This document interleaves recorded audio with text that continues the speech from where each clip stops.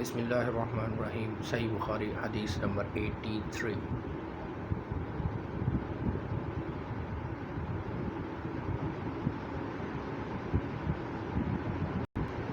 صحیح بخاری حدیث نمبر 83۔ بسم اللہ الرحمن الرحیم۔ صحیح بخاری حدیث نمبر 83۔ حضرت عبداللہ بن عمر بن عاص رضی اللہ تعالیٰ سے روایت ہے، رسول اللہ صلی اللہ علیہ وسلم حجۃ الوداع کے موقع پر منی میں ان لوگوں کے لیے کھڑے تھے جو آپ سے مسائل پوچھ رہے تھے۔ ایک شخص آیا اور کہنے لگا، مجھے خیال نہیں آ رہا، میں نے قربانی سے پہلے اپنا سر منڈوا لیا ہے۔ آپ نے فرمایا، اب ذبح کر لو، کچھ مذائقہ نہیں۔ پھر ایک شخص آیا، عرض کیا، لا علمی سے میں نے رمی سے پہلے قربانی کر لی۔ آپ نے فرمایا، اب رمی کر لو، کوئی حرج نہیں۔